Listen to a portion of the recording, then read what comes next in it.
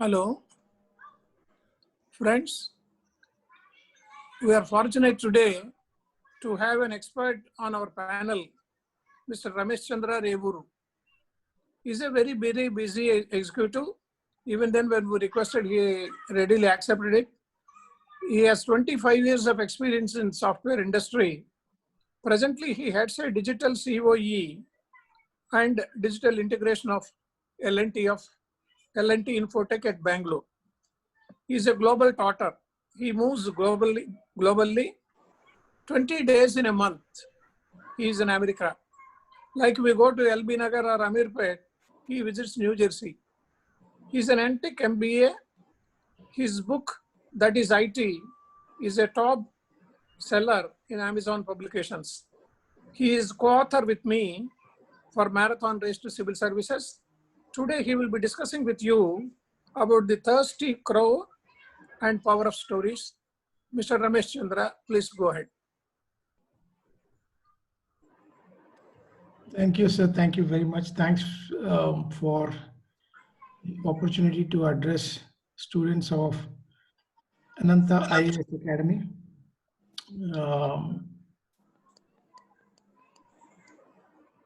To start with, I would like to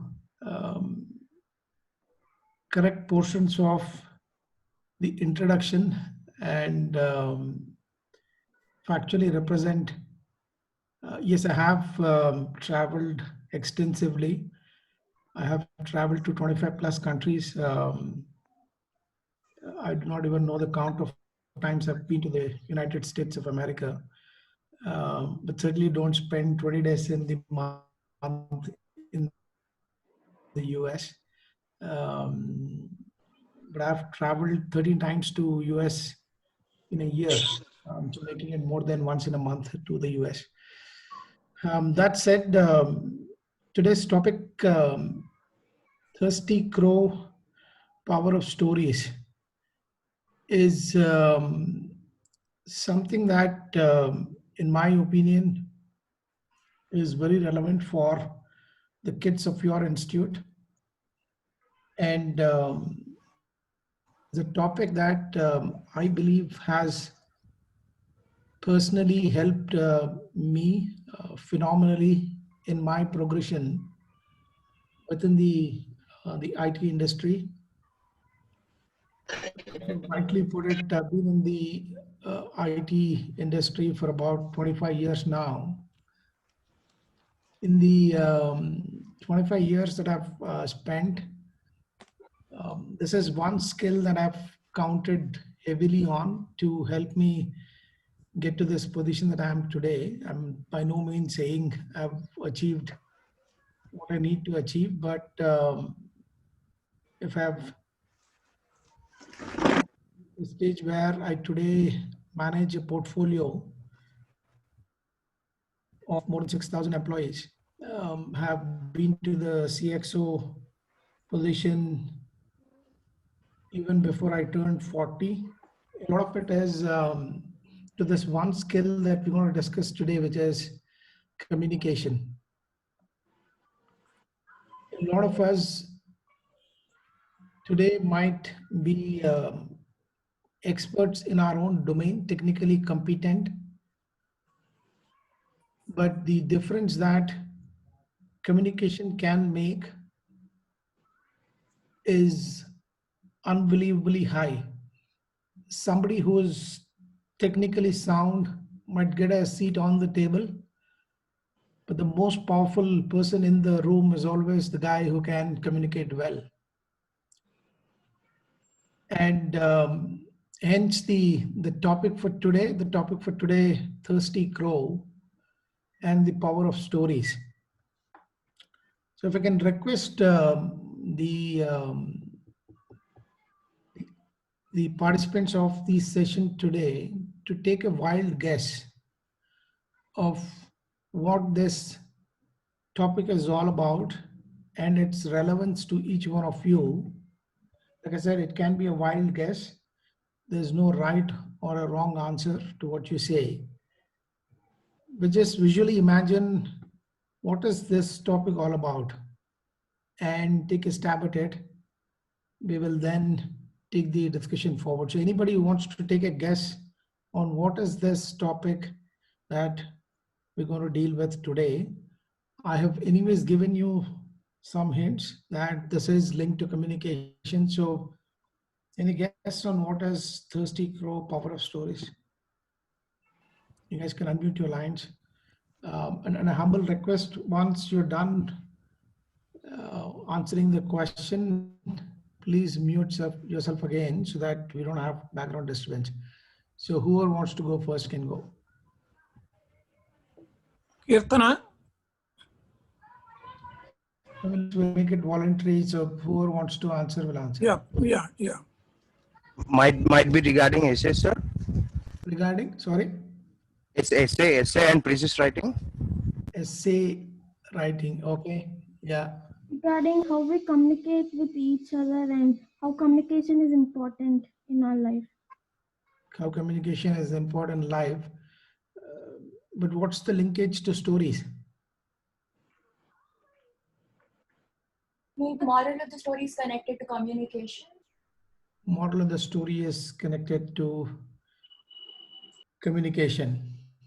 Okay, so with some form of trying to visually link the title of today's topic to how it is relevant for communication. So let me put up my presentation, and while we go through the session, you would appreciate it well. So let me share my screen. Do I have the rights to share my screen?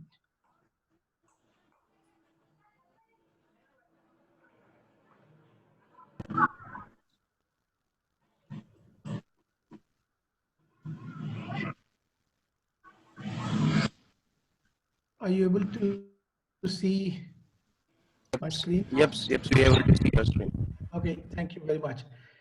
So the reason why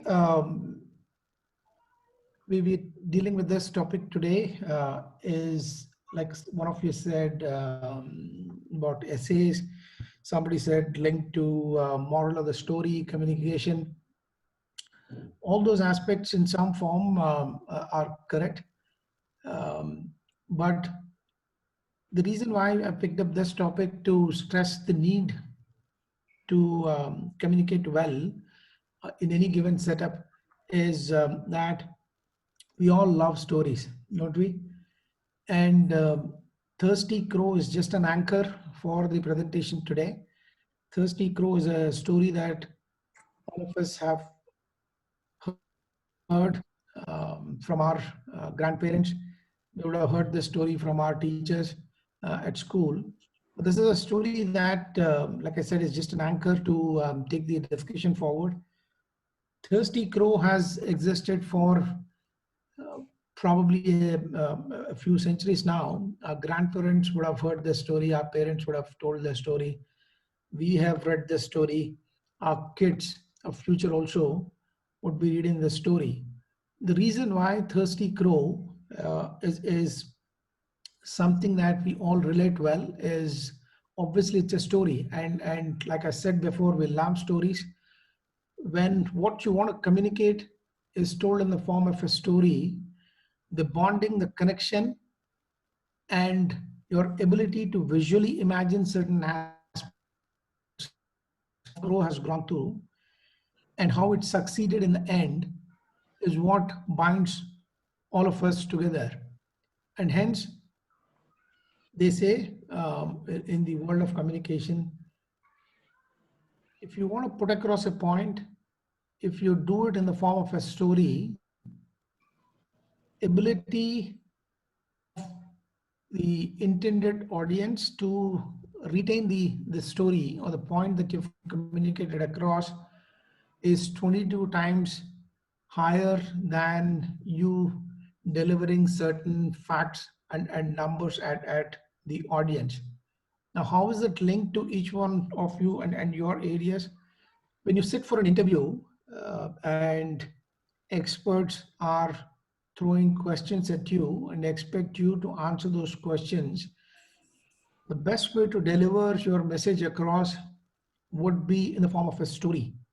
While we will see during the course of the presentation what happens when you just present facts and how effective it becomes when you present those facts across in the form of a story. Your ability to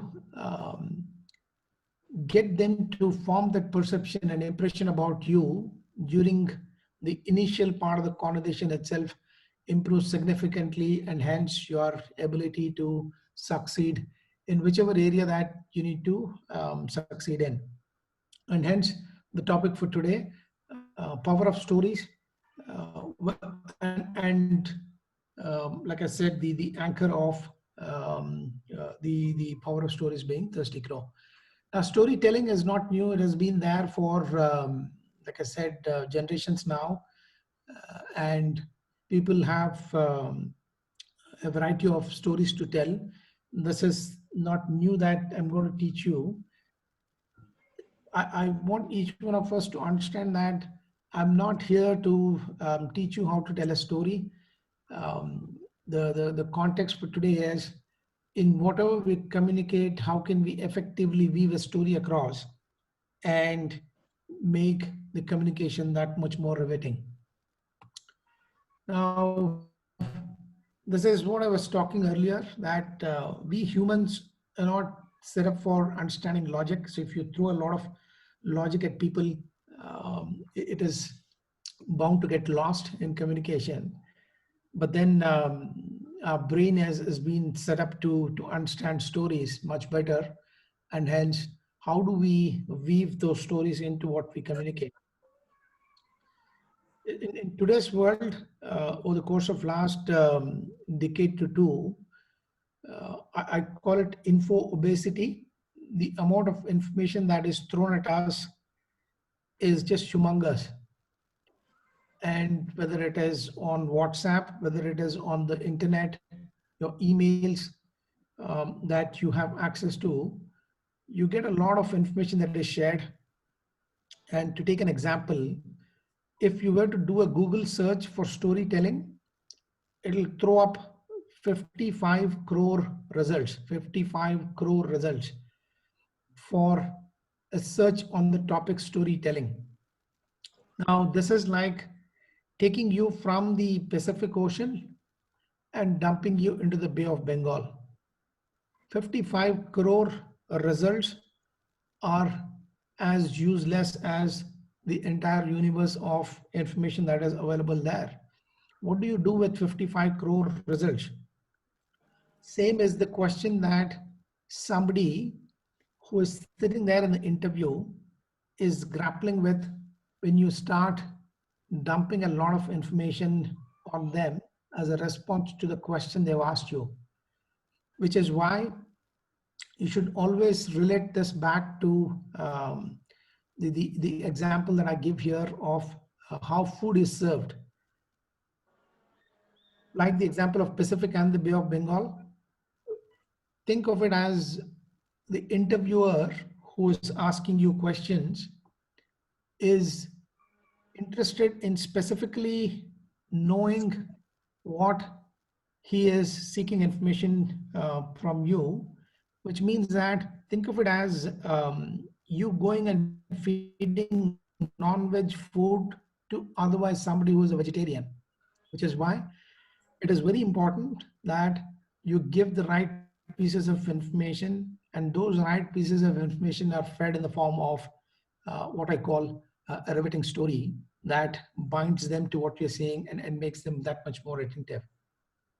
Now, very briefly, what is a story? It's a connected series of events with three distinct parts. There's a beginning of the story, there's a middle of the story, and there's an end.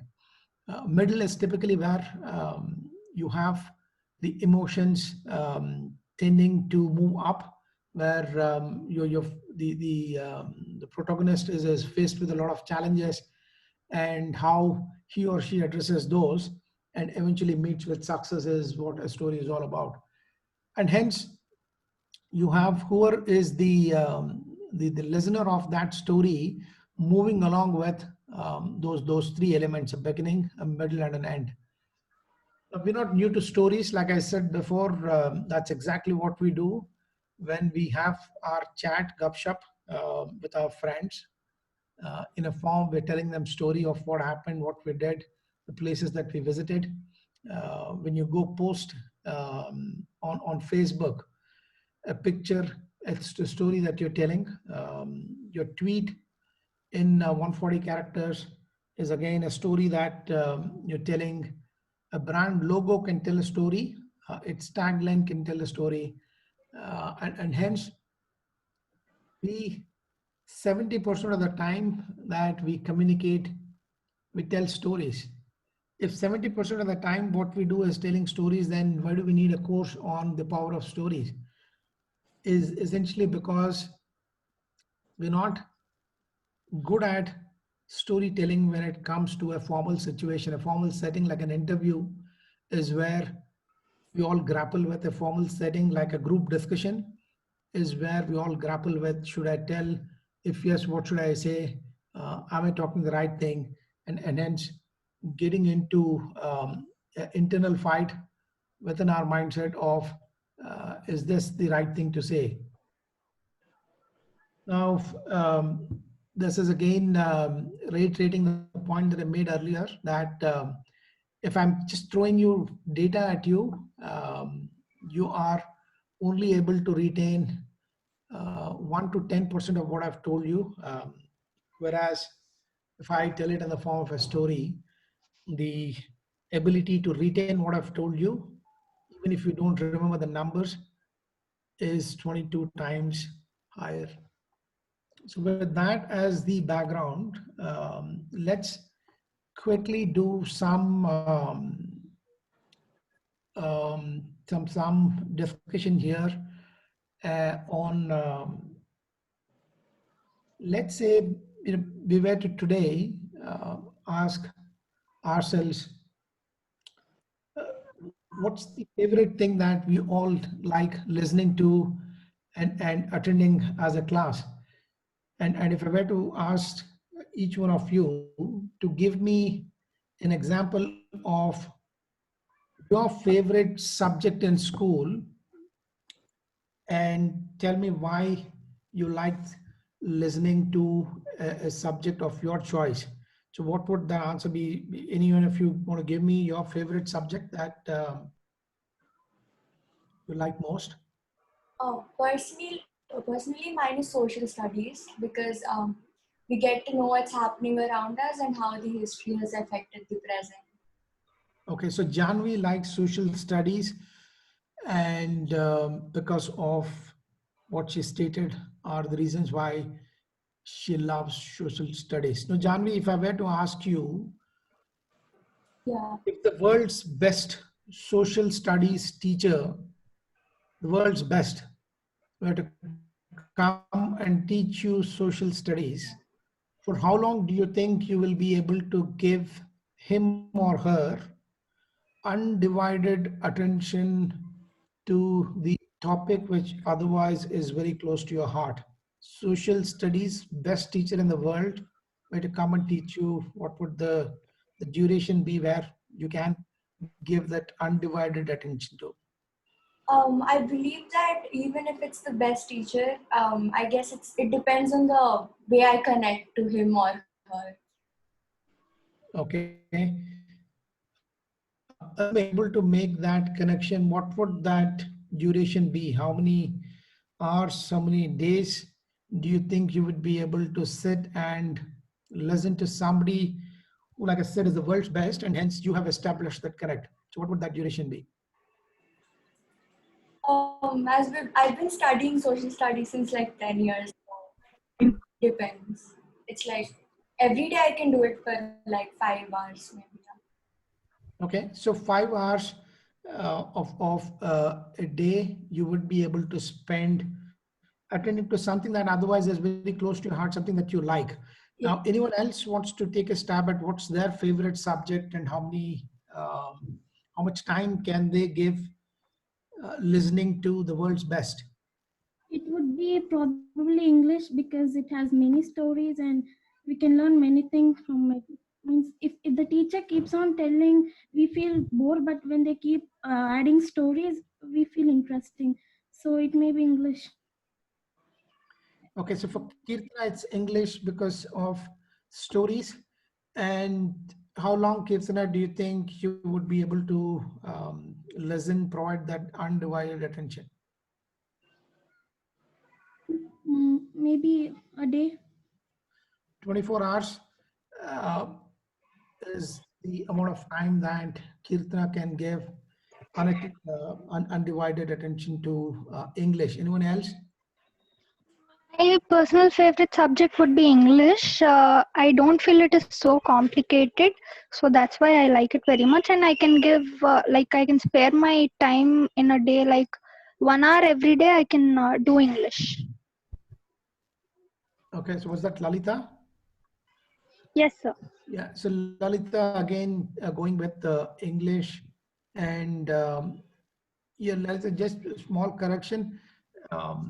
What we're talking about is not how much time you can spend. I agree, but I'm assuming what you're also saying is that 1 hour is the time that you can spend listening to a topic of your interest, and again say where you're not going to be disturbed with other things and you can stay focused.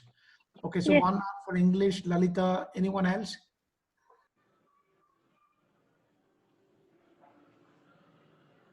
There's no right or wrong answer, so you don't have to worry about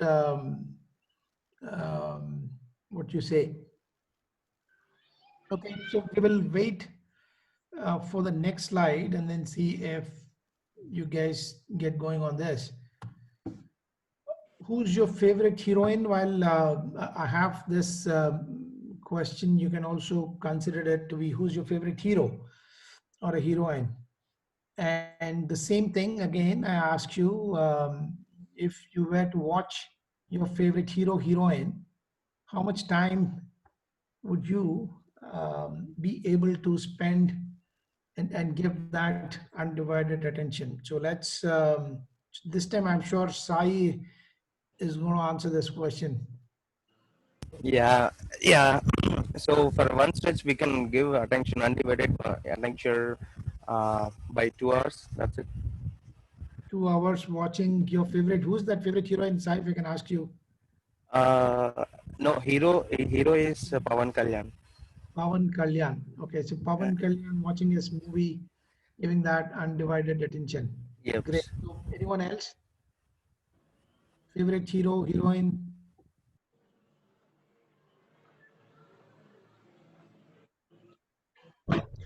I have recently observed my brother and sister watching a web series continuously from morning till evening. Uh, like they used to just stop it when they had to sleep. This money heist has come up in Netflix, and they have completely watched all the 4 seasons till the end in 3 days, I guess. So maybe it also depends on how a story is conveyed and how the suspense is turned out. Okay, interesting. So binge watching, as they call it, Priyanka, if I got your name right, and you were speaking. So you said your family was watching it. Lalita. Lalita, I'm sorry. Okay, so Lalita spoke about binge watching by her brother, and she said unless otherwise interrupted for sleep, they were watching it continuously. I'll take it as 7 to 8 hours of binge watching of Money Heist. Okay, now the reason why I asked those two questions is relevant to what otherwise is proven statistically, and there is empirical evidence to show that. Let me minimize the screen now.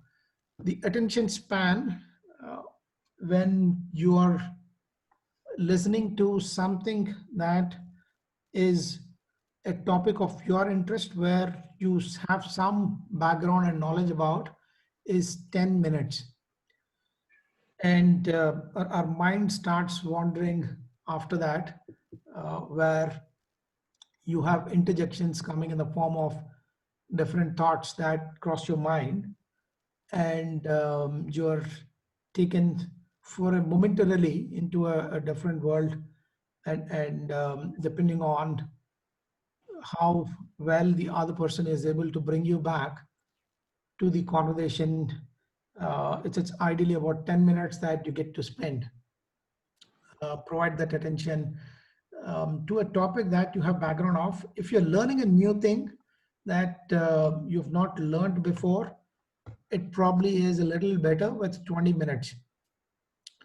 And because you're learning something new, helps you retain that attention, which we call a learning span, by an additional 10 minutes.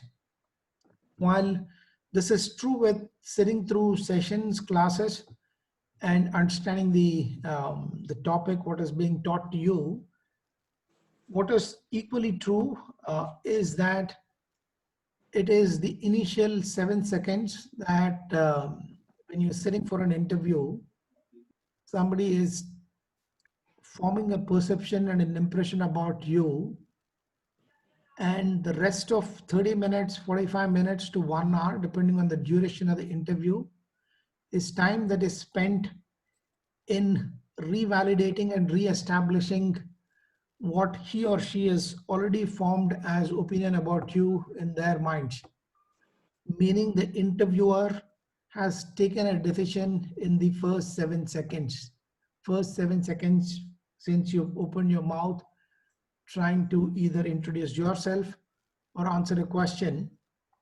And the rest of the interview is all about, let's say if I'm the interviewer and one of you is the interviewee, I would have formed my opinion about you in the first initial seconds, and the rest of the time, depending on the amount of baggage that I carry, is time that I'm spending to revalidate my thought process and make sure I'm correct in my opinion about you.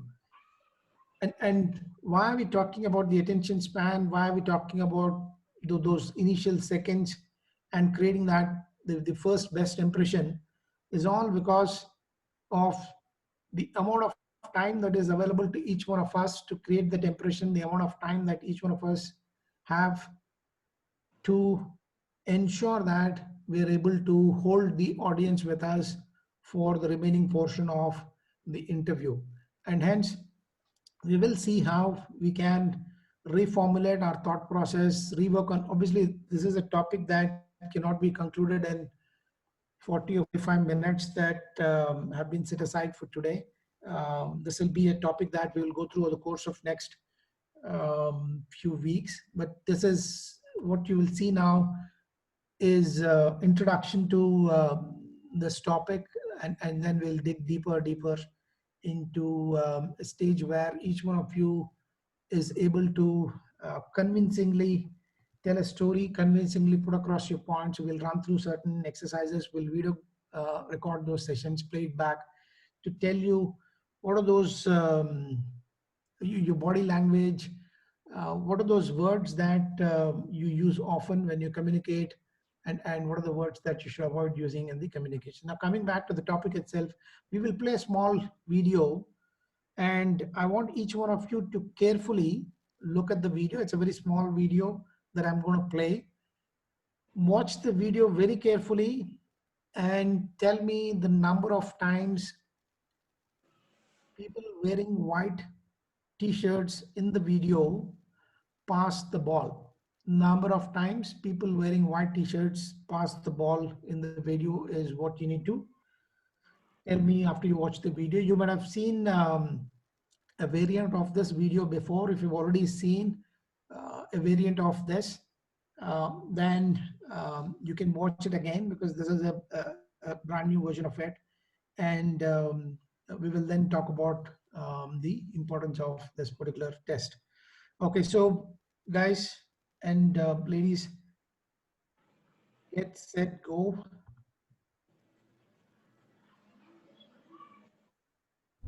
Count how many times the players wearing white pass the ball.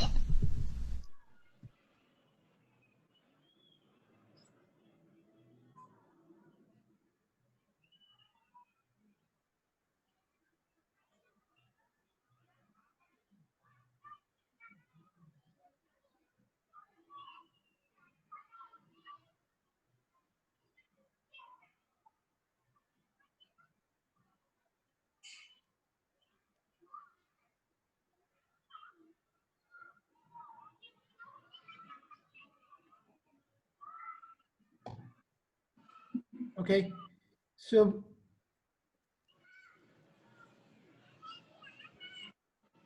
how many times did you guys see ball getting passed to by the people wearing white t-shirts?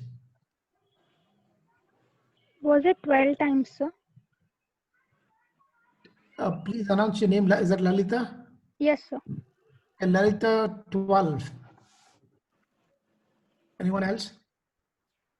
Did you see anything strange happen in the video? 10 times. 10 times, Jahnavi. No, Anyone else? I said 8. Janvi, I said 8. Jahnavi 8, Kirtana 12, Kirtana 10. 10. Okay, anyone else wants to take a guess? Anything strange happened during the course of the video? Did you guys see a gorilla? Yep. Gorilla was Sai Charan saw a gorilla. How many of you didn't see gorilla? I did not see one. Janvi did not see a gorilla. Now we're going to play the video again. While you count the number of passes, also take a look at the gorilla that makes an entry in the video, and then tell me what does the gorilla do in the video. Okay, so we're going to watch two things: number of passes by white t-shirts, and what does gorilla do. Once again, get set. Minimize this. Go. Count how many times the players wearing white pass the ball.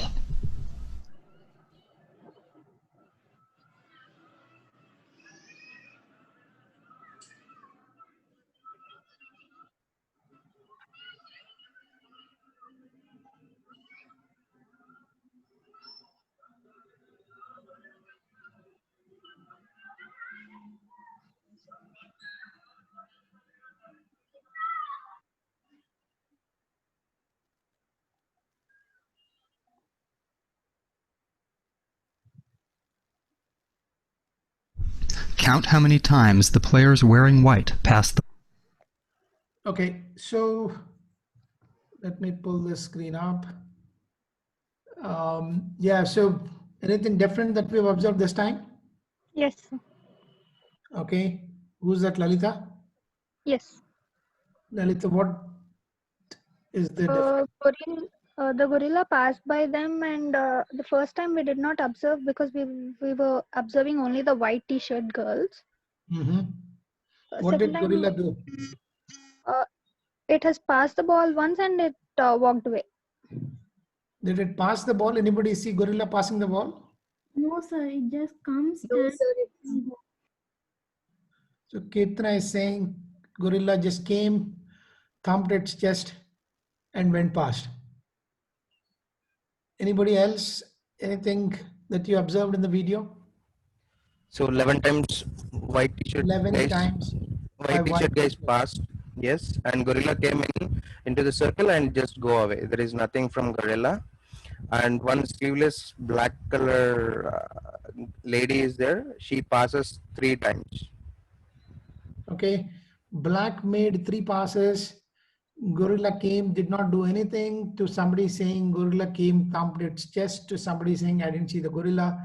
We will now this time just enjoy the video. You don't have to count anything, and neither do you have to look at the number of passes that are being made or worry about what gorilla is doing in the video. Just enjoy the video, and then we will talk. This is one last time. We're going to watch the same video, but this time to enjoy the video, not to worry about anything. So I'm going to minimize this so that doesn't disturb you. On your marks, go again. Count how many times the players wearing white pass the ball.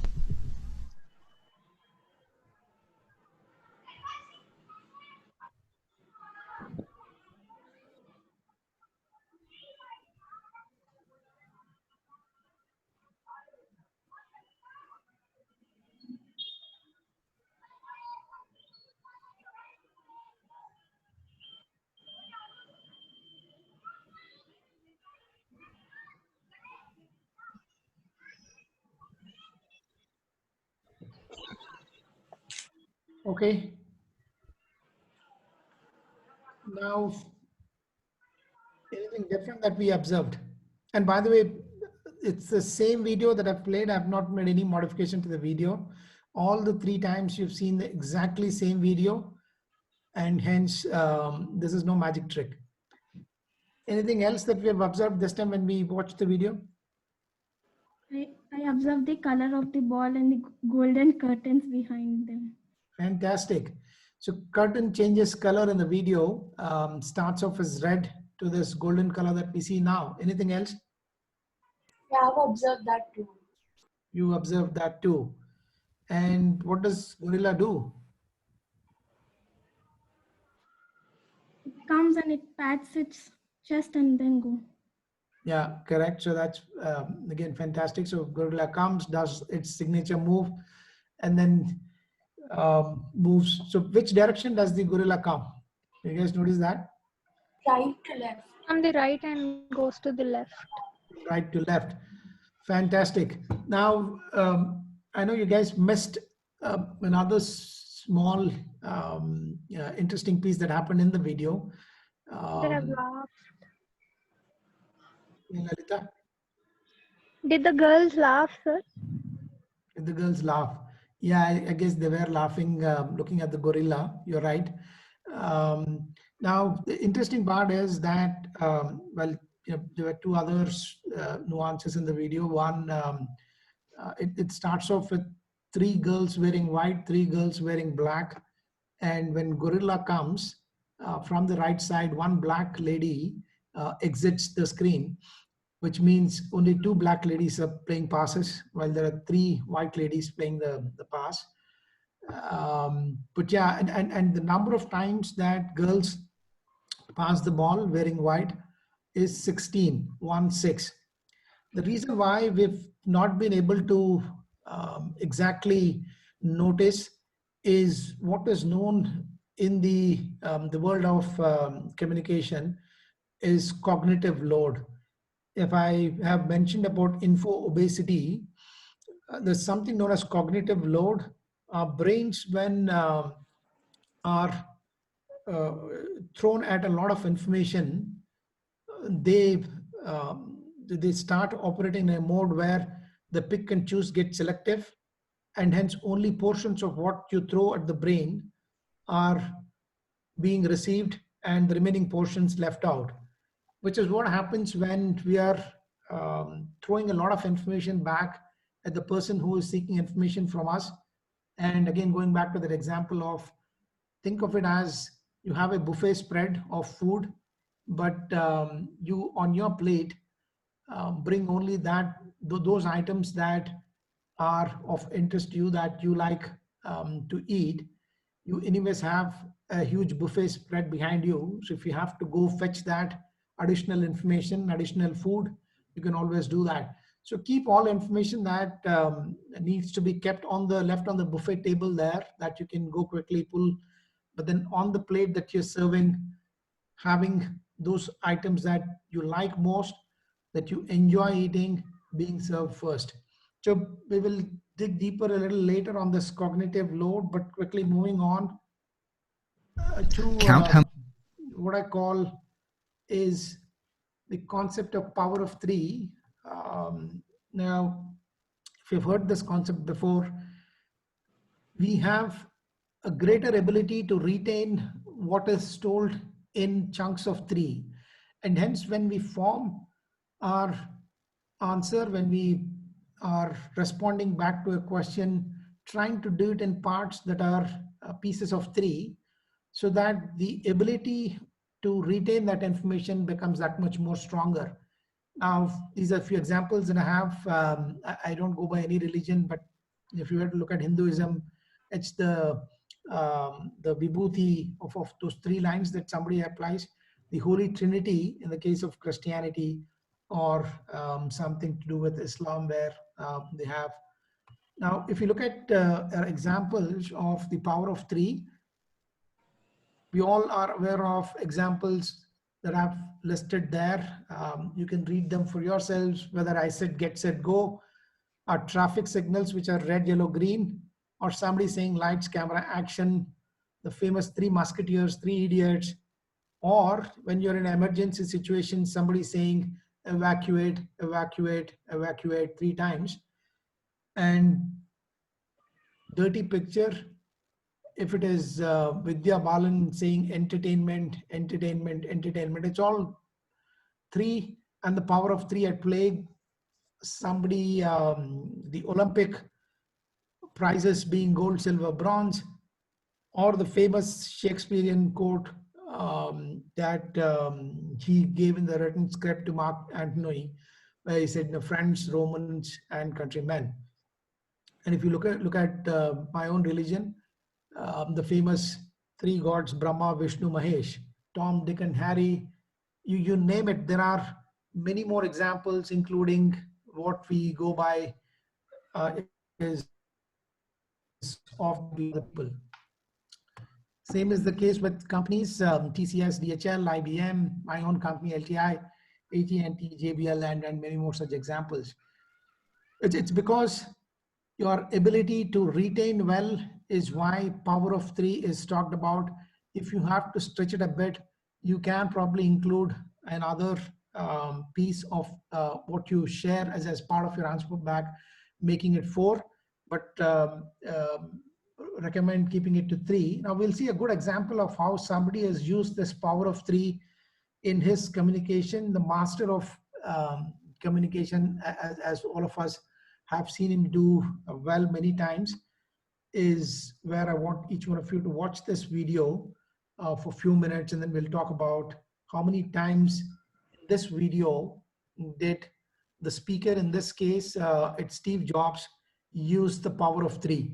Remember, we hear while listening to Steve Jobs, also looking at how he is demonstrating the power of 3. So watch this video as I play it.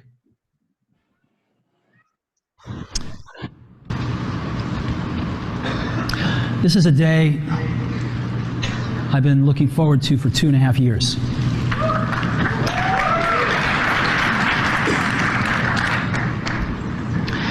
Every once in a while, a revolutionary product comes along that changes everything. And Apple has been, well, first of all, one's very fortunate if you get to work on just one of these in your career. Apple's been very fortunate. It's been able to introduce a few of these into the world. In 1984, we introduced the Macintosh. It didn't just change Apple, it changed the whole computer industry.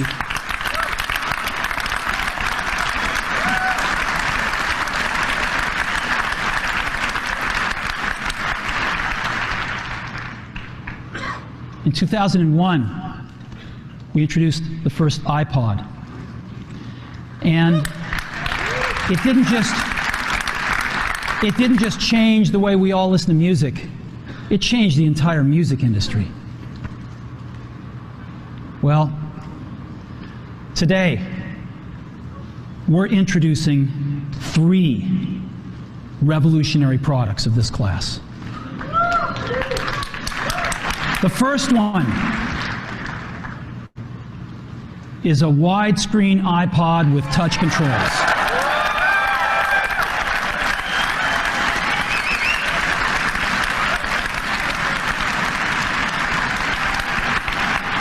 The second is a revolutionary mobile phone.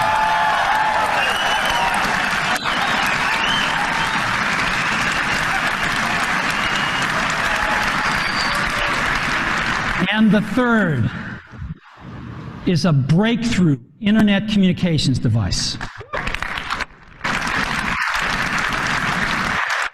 So, 3 things: a widescreen iPod with touch controls, a revolutionary mobile phone, and a breakthrough internet communications device. An iPod, a phone, and an internet communicator.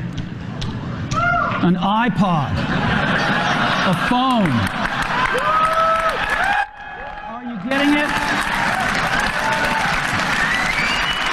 These are not 3 separate devices. This is one device. And we are calling it iPhone. Today, Apple is going to reinvent the phone. And here it is.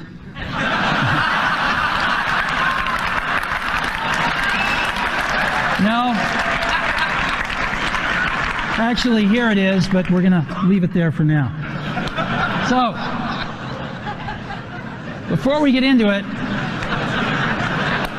let me talk about a category of things. The most advanced phones are called smartphones, so they say. And they typically combine a phone plus some email capability, plus they say it's the internet, sort of the baby internet, into one device, and they all have these plastic little keyboards on them. And the problem is that they're not so smart and they're not so easy to use. So if you kind of make a Business School 101 graph of the smart axis and the easy to use axis, phones, regular cell phones are kind of right there. They're not so smart and they're not so easy to use. But smartphones are definitely a little smarter, but they actually are harder to use. They're really complicated. Just for the basic stuff, people have a hard time figuring out how to use them. Well, we don't want to do either one of these things. What we want to do is make a leapfrog product that is way smarter than any mobile device has ever been and super easy to use. This is what iPhone is. Okay? So, we're going to reinvent the phone. Okay. Let me pull the screen up, and I need to make a request to Sir and Madam. I know I'm a little running over time here. Will I get additional 10 minutes? Yes, sir. Yes, sir. Thank you very much. I'm really sorry for eating into the other session, but I'll try and wrap this up in the next 10 minutes. So very quickly, Steve Jobs, as we all know, has been a master communicator, the best that the world has seen so far, the few of his stature. And he used the power of 3. Since we don't have a lot of time, I'm not going to ask that question. He used it 7 times in that video that we just saw. And he's so smart that even taking the name of BlackBerry, he was able to beat competition, but at that stage was the prominent player in the market.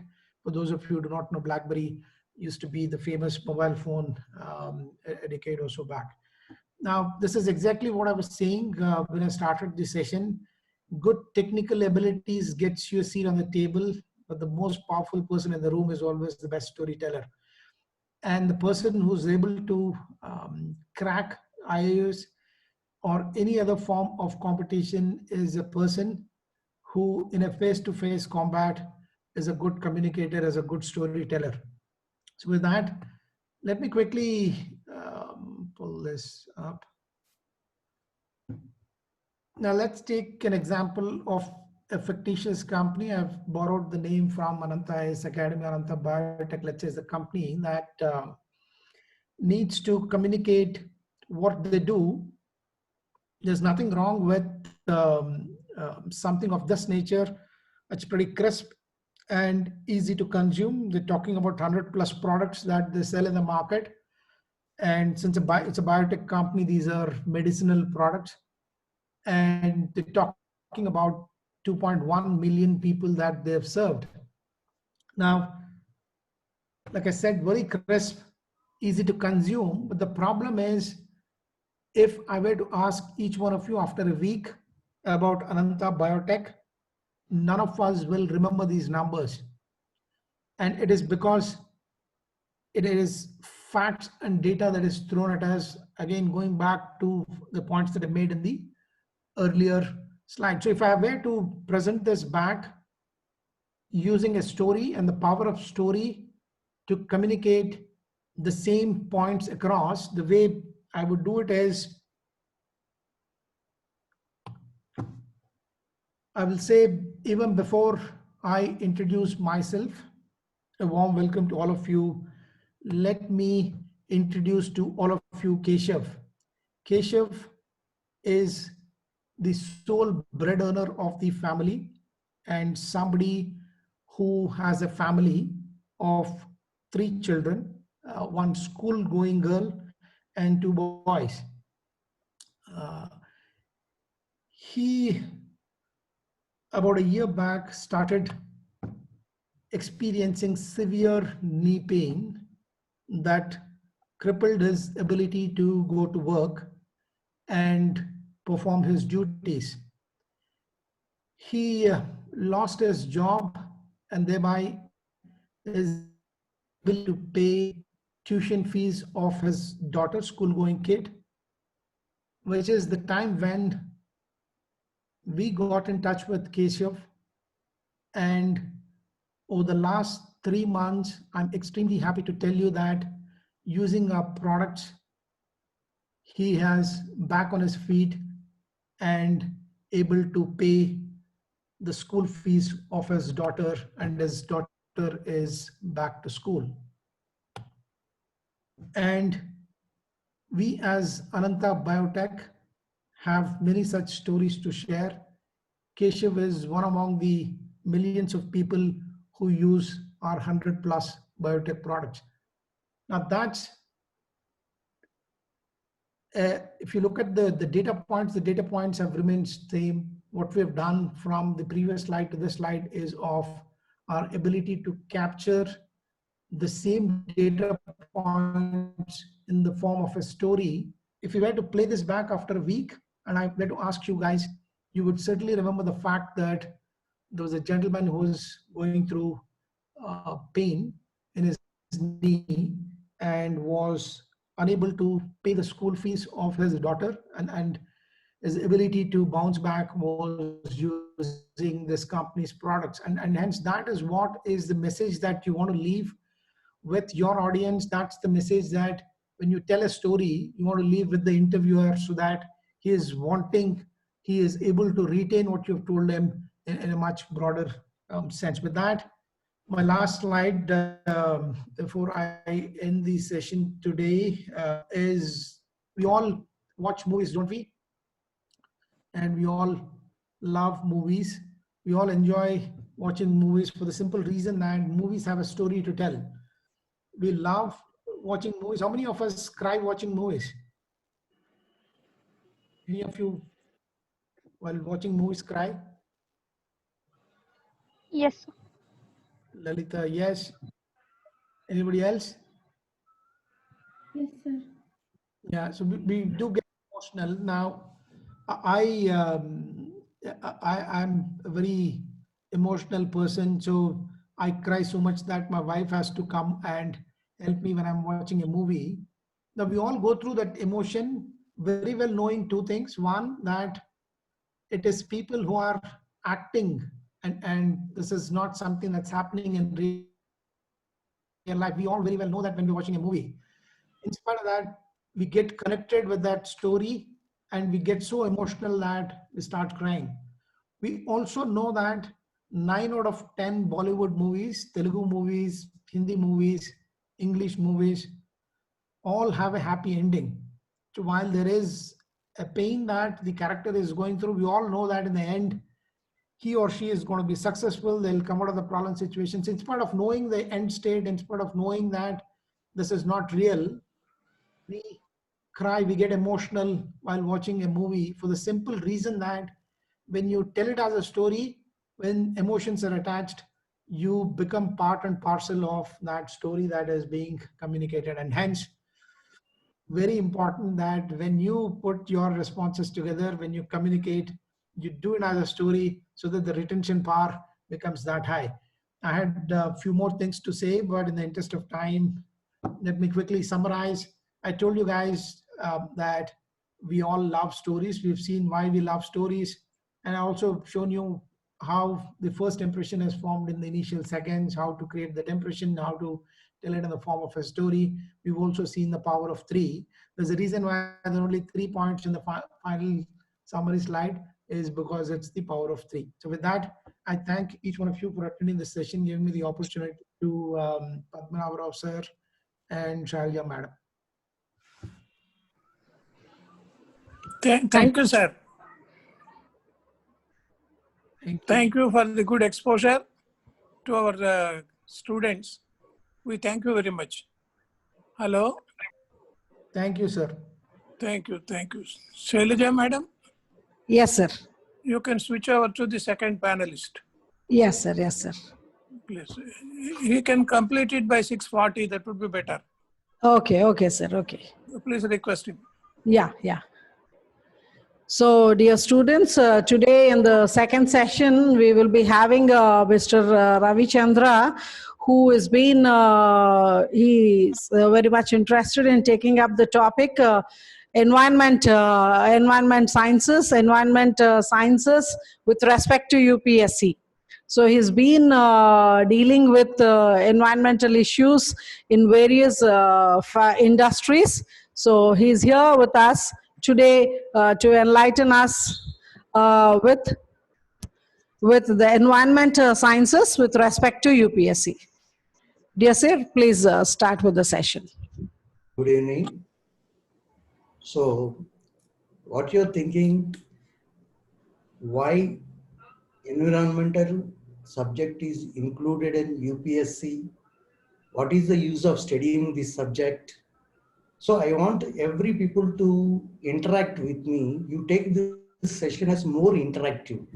So I want to see all of you on the screen. At the same time, please unmute your phones. Be interactive, more interactive. I like to be more interactive. Okay, please unmute this one. So can anyone have idea what is environment, how it is linked to UPSC? Please answer, because I want you to be more interactive. If you know, okay, whatever the answer you know, you please go on answering. So more interaction is the best to understand the subject. Otherwise, I'll be teaching something and you will be listening to the slides or seeing the slides. Please be interactive. So anybody can tell me what is, please unmute your phones. Can you hear me? Unmute your phones. And what is environment? Can somebody say? It's everything which is going on around us. Yeah, okay, fine. How you think it is related to UPSC? It is an IAS, Administrative Service. Yeah. So environment, how you think it is related to UPSC? As it's a public service and environment is what's going on around us. And around us is everything like public. So it's obviously related. Environment. Good. Next, anyone? It is important to know about our surroundings. So it's IAS is all about service. So if there is any environment issues or natural phenomena, so we can help it through environment.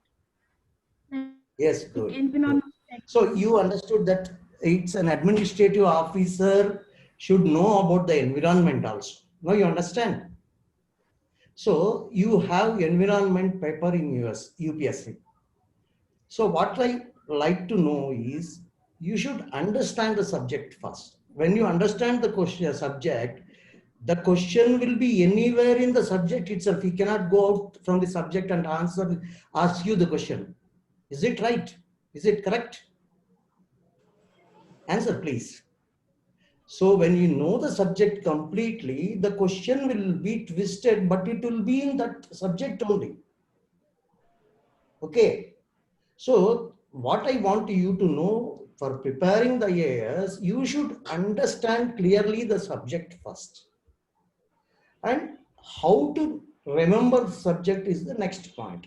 Today, what I will do is, today I'll cover the environmental paper in UPSC.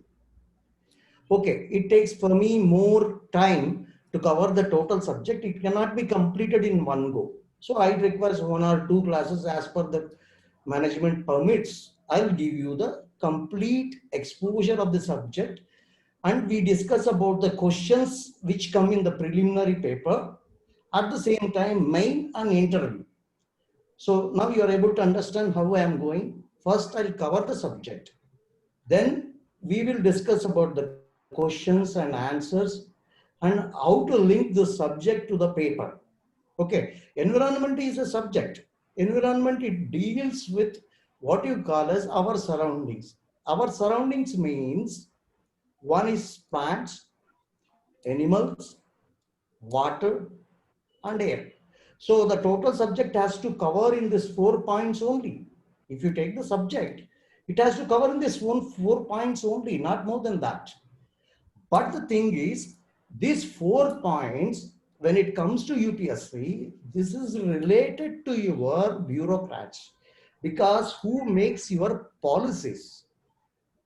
Okay, once he knows of the, he can make a policy. That is the main thing you have to understand, and that's the reason why it has been given in UPSC one paper. Okay, so if you take the environment paper UPSC in prelims, we have biodiversity, climate change for prelims. Okay, when it comes to the next topic, environment for mains, it is 250 marks paper. Okay, here it is a general studies paper 3, biodiversity, environment, climate change, and disaster management. All the 3 things I'll cover in 4 to 5 classes. So I'll give, when I'm covering the subject, I'll tell you which is the reference you have to take, how to make a link to your questions, because we take the questions also at the same time. Okay, we should. Environment included in general studies paper 3. Actually, in prelims 3 paper, general study 3 paper, in prelims for Indian Forest Service is linked with the civil services in 2013. That's why we get 25 to 30% of the questions. Means that subject has 25 to 30% of questions in a UPSC paper. Means we have to concentrate more on this subject. You understand now? Okay. To prepare for the subject is always have an added advantage. If you prepare for this subject, it is an added advantage. So we can score maximum this. Okay. Then we come to environmental sciences inclusion into UPSC. Okay. It covers, see, I am saying the subject is environment, but it covers biology, chemistry, geography. It is linked to current affairs, little bit of physics. When I say biology, in turn, it is both botany and zoology as covered in the subject. So when I say these subjects, almost all people study up to 12th standard. All the subjects will be covered in the preliminary. Means the basic thing here we have to understand is up to 12th standard, whatever we study. So this covers in the preliminary paper, prelims paper. Any question up to now? Please interact. Hello? No, sir. We are fine as of now. You are able to follow me and at the same time, I'm over speed or correct speed. You are able to follow. The younger children are there. Please answer. No, sir, correct speed we are able to follow. Yes, You sir. are able to follow me. If you are able to don't follow me, please tell me that I'll go a little bit slower because I have to cover the total subject in 3-4 sessions. Okay. So we will talk about what is biodiversity. What is biodiversity? Anybody having answers to this question? What is biodiversity? Any knowledge? Because until we go in depth, we will not understand the subject. You have to take a grip of the subject. What is biodiversity? You already answered me. What is environment? The same thing. Variety of life on earth, like genes, species, and what you call as air, water, and surroundings. This comes, we live together. So it is our motive to live together without spoiling our bio subjects like specimen. So I am putting, see, if you see my screen, I have put red color to species. You see the screen now? See, because when I am touching the biodiversity subject, there may be question in your exam about species. So whenever I say the species, you have to little study about that also, because it is linked, the subject and paper are linked to the biology, geography, chemistry and everything. So when I put a red color mark over this, it means that you have to elaborate your studies to species also. Please understand this, because the questions will come from that topic also. When I touch outline of the subject, when you want to have a good command over the subject, you should know what is species also. Means it is species, it comes to a botanical species, or you come to animal species like zoology. So you should know these things also. You have to make a note in your diary and take that species also, know about what are the species exist, what is the meaning of species and specimen. So this is the way when you have to go to preparation of the prelims. Next is sustainable development. What is sustainable development? Anybody heard of sustainable development? Yes, sir. Yeah, please answer. Without any distractions, developing the things is sustainability. Yes, sustaining, simple English, sustain means you have to sustain one level. Means today what the things as God has given, like species, we have to live with it, because once we are surrounded by so many things, it is forms your ecosystem. If there is imbalance in ecosystem, so if there is an imbalance in the ecosystem, total ecosystem will be disturbed. So the thing is, what are the things which disturbs ecosystem? Can anybody say?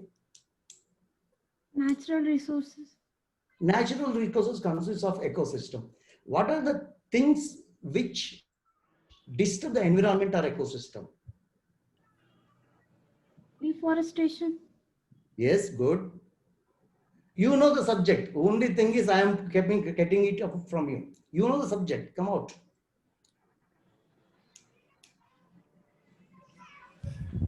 Green revolution, Yes, sir. Yes, please. green revolution, like carbon emitting of carbon dioxide from the factories. Yes, yes, Pollution. yes. So I am covering that subject. Just more interaction, I'll understand how much I can take from you. Right? The more interaction. Next, okay, we got an answer which distract what is called as your exhaust. One answer we got, two answers. That's fine.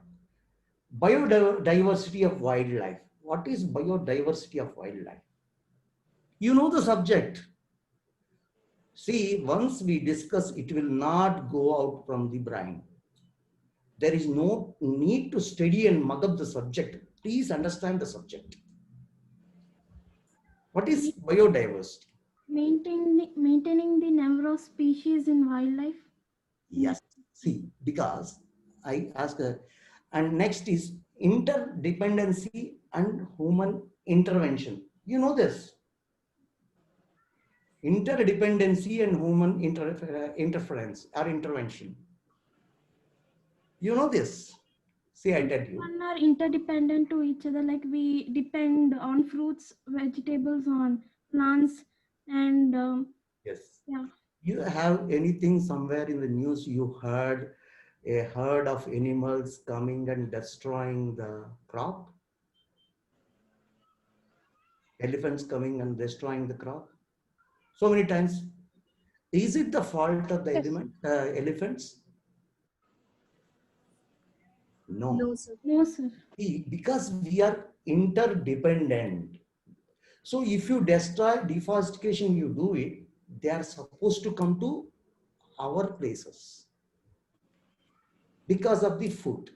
So interdependency and human intervention, because we have intervened into their life, they have not intervened into our life. Because we have reduced the area of their movement. Now you understand? So little I go because all levels of students are there. Slowly I take up to the main subject. Okay. Then come to the pollution. You know that now by our discussion, you know that pollution causes ecosystem a problem. Understand? Now today my topic will be, see, we know air, water and soil are getting polluted.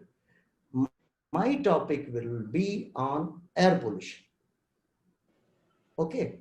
See, we cover total syllabus, air, water and soil. When it comes to air, we say pollution. Water, we say pollution. For soil, we say eradication. Okay. Now the next. How the pollution, see, when I'm discussing of the pollution, what I do, I subject and government policies. Okay. I'll tell you the subject. Next, government policies and technologies. Okay. When it comes to the, because the subject I give, at the same time the acts I tell you, at the same time permission requires also I'll tell you, because it has to cover your UPSC syllabus. Okay. So air pollution is the main thing today I am covering. So industrial pollution. What is the industrial pollution? What is the industrial gases as per you, you know? Carbon monoxide. Carbon monoxide, sulfur dioxide, nitrogen oxide. Okay. Mainly when I talk about the industry, I am talking about today air pollution itself. When I talk about the air pollution, there is a word always is you listen, SOx and NOx, SOx, SOx, and COX and NOx, SOx, COX, NOx. Okay. What is SOx? Sulfur dioxide. Okay. Oxides of sulfur is called as sulfur dioxide, nitrogen oxide, and carbon dioxide. These are the industrial exhaust. You know, these are the industrial exhaust. You understand, sir? So what are these industrial exhaust? How? Why you get, see, because you have a coal has more sulfur. When we burn industry coal, it reacts with oxygen, it forms a sulfur dioxide. So sulfur dioxide mainly causes for you the cancer mainly. Okay. What is the emission? Nitrogen let out will cause nitrogen dioxide and carbon dioxide. These are the, when we inhale chemicals of this type, so you are able to get cancer or bronchitis. This is the reason why we study of the industrial pollutions.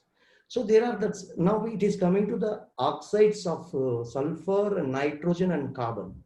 When it comes to the statutory requirement, what should be the method to preserve this atmosphere from pollutant with these oxides?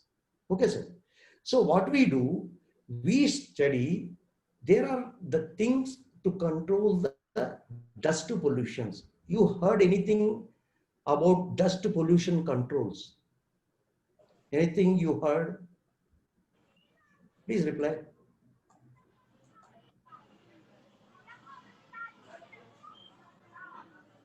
Anything? Dust pollution control. No, we heard about air pollution controllers, but dust pollution, no. Air is polluted by dust. Okay. You have any air pollution control? Have you heard about electrostatic precipitator?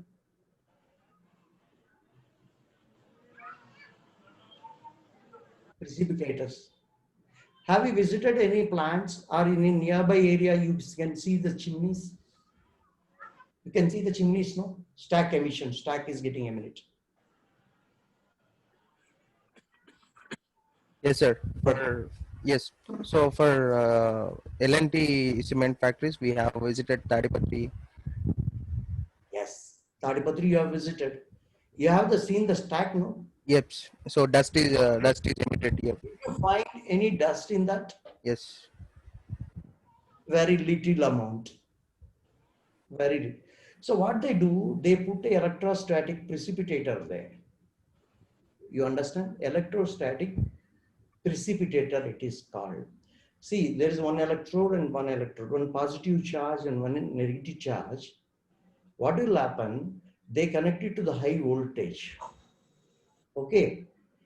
Once the particles of dust come in between them, they get negatively charged and they attract to the positive charge. You understand that? So what will happen when the dust, the system, it comes to this portion and get precipitated and taken back, it will not be let into atmosphere. Just for a general idea I am giving. This is called as electrostatic precipitators. Then we have bag houses. Means instead of electrodes, we put some bags inside. Air is flown through this. Dust air is coming from this side. Okay, you have a bag. The dust will stick to it. You will get only fresh air and it is little let out. Okay.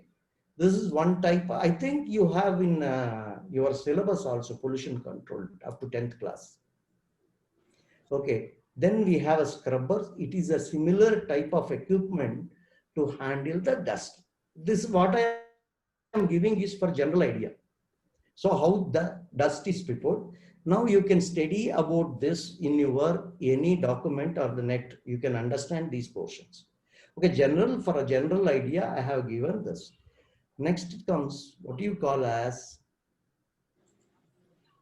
what are Indian emission standards? When it comes to the pollution, there should be standards of emission also. How much dust we can let out? Okay, 40 milligrams is allowed to let out. You understand, sir? 40 milligrams is allowed to let out. So in order to get below 40 milligrams, we put all these equipments in between them to control the pollution of the air. Any doubts up to here? Are you following? So next come, what should be the carbon monoxide? You said it affects our ecosystem. Carbon monoxide is 9 parts per million. When we take a sample, parts per million is the calculation what bit.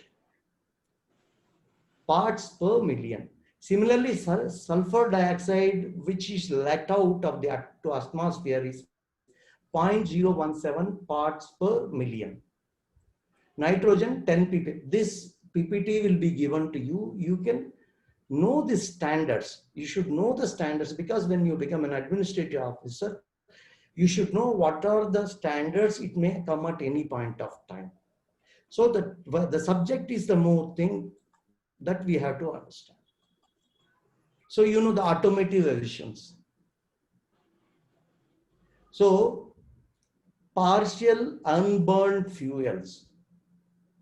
See, the fuel unburnt will give you smog. You can see the exhaust, you know, vehicles exhaust. If it is a tractor and a vehicle, you get a black smog.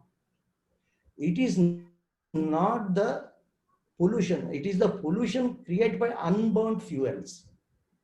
So when you take any machine, if you put a diesel or a petrol, it has to completely burn.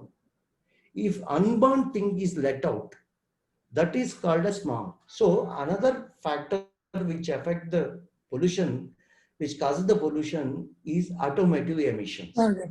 So carbon monoxide is the improper burnt material what we get in that. Now you understand this?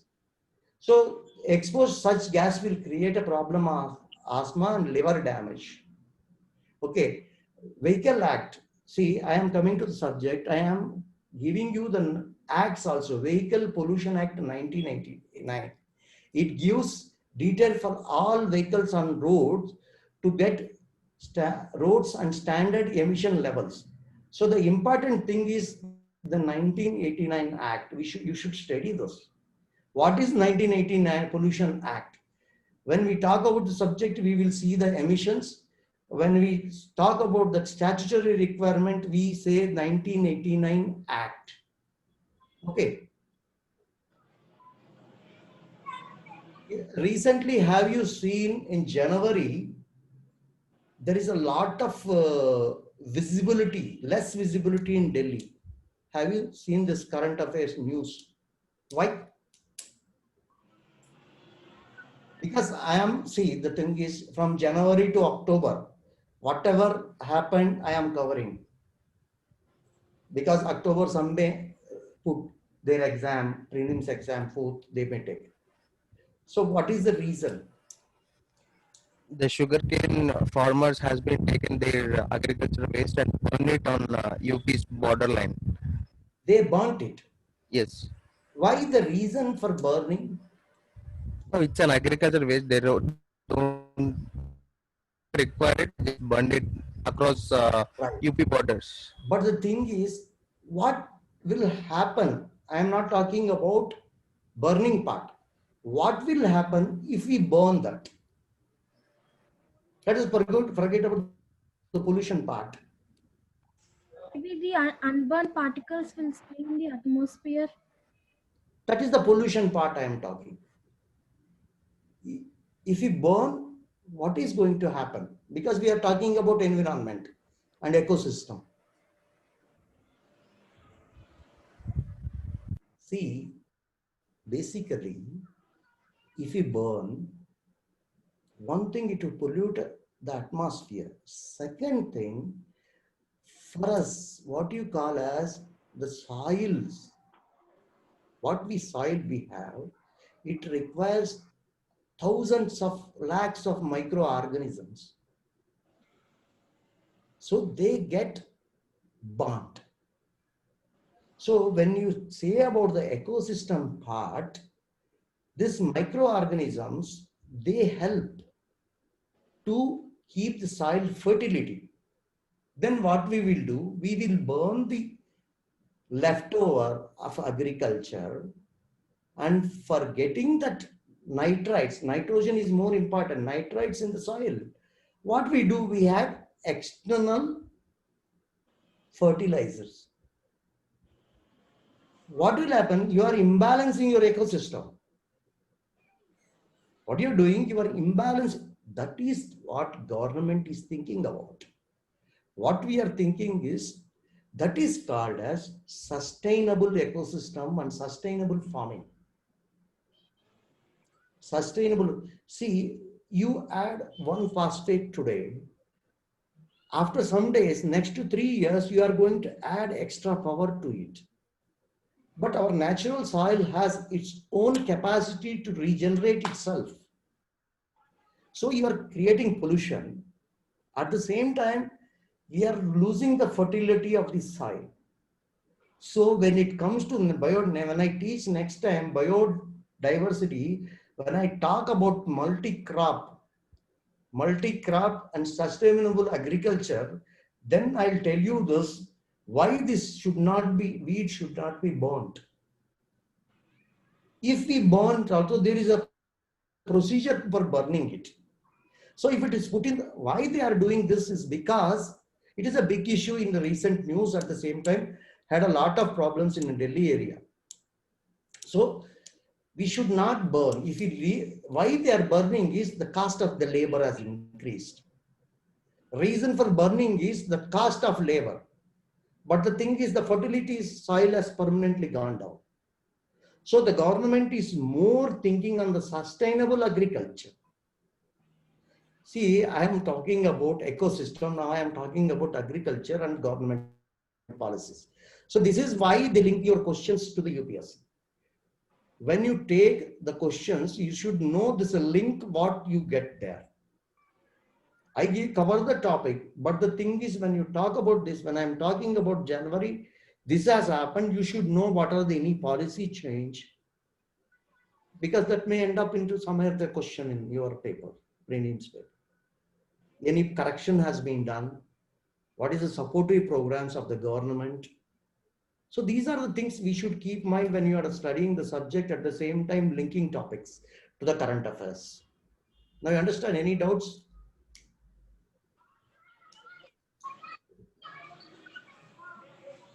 What is pollution control board? See, there are the two boards when I'm talking about the date. One is environmental control and the pollution control board. We have to understand two things: environmental control and pollution control. Both are government bodies. One is Central Pollution Control Board and State Pollution Control Board. So the pollution chairman is appointed, because I am coming to the government this way. Chairman is appointed by committee of appointments of cabinet of the government. It is under the Department of Forest Ministry. Okay, the current acting chairman, as per my knowledge is concerned, Ravi Shankar, member secretary, and director is Prashant Gargava. Okay, so when you go, say if you have an interview there, let us assume you have gone to the interview. On that day, you should know who is the person handling that chair. Today's, this is the person, tomorrow some X. So when you go for the interview portion, you should know who is at that time the present person of that. You may get at 1 month and a half. This organization is under control of MOEFC, the Minister of Environment and Forest and Climate Change. So yeah, what is MOEFC? You should know. It's the Minister of Environment and Forest. It was established in the year 1974. CPCB, Central Pollution Control Board, was established in 1974, and the functions under the Air Prevention Control Act. In Act 1981, it provides technical services to forests, environment and forest also. See, what is the relation and link between these departments is given in this slide. Okay, sir. Then coming to questions, I have taken 1 or 2 questions. Okay, this is 14 and 15 paper. So, in the cities of country, which among the following gases is calculating the value of air index? You can answer this. Next is, fly ash was having a big problem. Fly ash. Anybody knows fly ash? I'll talk about, because one question has come on this. I'll talk about this. Fly ash? In thermal plants, after generating electricity, the waste is called as fly ash. It is an abundant in tons. Previously, it was given free to all the sector which can use. Now you get bricks, fly ash bricks. You see the cement bricks. Have you seen the cement bricks? Bricks of cement. Huh? They are made up of 36% fly ash. Have you heard about PPC cement? PPC cement. In that you use 40%, 33% of fly ash. Okay, when it comes to fly ash, see, when you talk about pollutions, when you produce something, you will get some byproduct, which will be polluting atmosphere. Like that, the fly ash is a byproduct of the thermal plants, which is a waste. Previously, it has been given on the basis of 0 price. Now, the fly ash is 500 rupees, 50 rupees, the transport which is coming to 500 rupees a ton. So, utility, instead of letting into the atmosphere storage problem, they are recycled, are reused in the cement industry. Any doubts up to here, please? Any question? See, when we talk about the air pollution, we have to think about the industries. And the second one, we have to think about what you call as automotives and agriculture waste. And the science and technology involved in it, latest current affairs of this, latest technology of all. See, there is one technology I'll tell you for this weed, what you call as the burning of agriculture. They are taking it somewhere, making it a what you call fuel, alternative fuel. See, the basic government intention is this waste, they want to regenerate it as an alternative fuels. For example, if you see a power plant, if you see a cement plant chimney, cement plant exhaust, they take that heat and regenerate the power. This is called as captive power plants. Any doubts up to here, sir? Can I go further?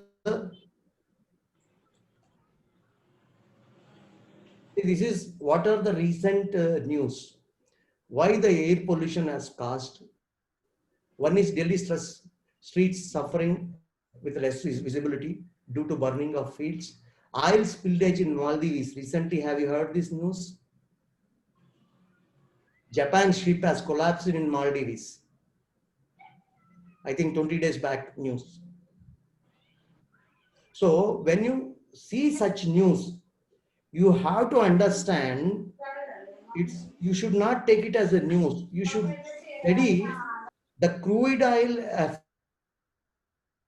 affect and their aqua animals' life. So this may arise at any point of time. When you see that news, you have to study the link of it. What is that crude oil consist of? How it will affect the ecosystem. You have to, new current affairs, you have to link it with your subject. Okay. Usage of pesticide which reduce the soil fertility, I have discussed about it. So Siberia experienced 37 degrees heat. Latest current affair news, you heard about it? Highest temperature has recorded in Siberia, which is the coldest country. So why? This comes again due to the global warming. See, I'll discuss about the global warming. What are the causes? Next point. 37 degrees because of the heavy amount of coal deposit nearby they are excavating, which has gone to that level. Another news, due to lockdown, the pollution levels have come down for 4 months. Why? What is the percentage it has come down? You should have an idea of this thing. See, we can find visibility of Himalayas from Jalandhar because there is no atmospheric pollutions. Any doubts, sir? Sir, it's already 6:40. Okay. Can we close the session?